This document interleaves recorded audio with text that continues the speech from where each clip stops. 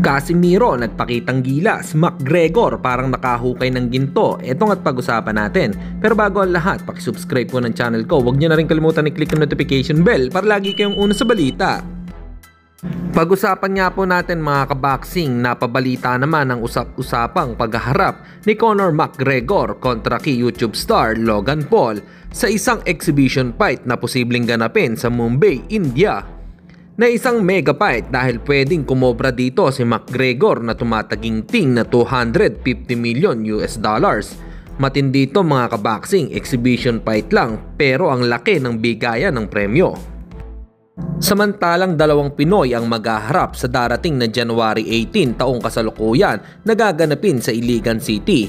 Ito ay si former world champion Jerwin Angcahas kontra naman kay Richie Mepranum na former world title challenger. Magandang laban ito mga boss dahil parehas magaling na boksingero po yung dalawa, kaya abangan nga natin ang exciting entertainment ni Angcahas at Mepranum.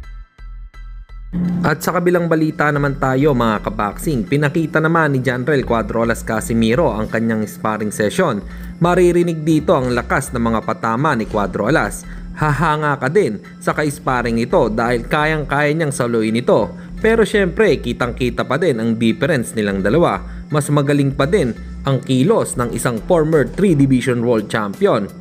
Malamang ay madami pa din ang nag-aabang kung sino ba ang susunod nitong makakalaban. Para po sa inyo mga kaboxing, may idea na ba kayo kung sino ang susunod nitong makakalaban? Comment lang kayo sa ibaba.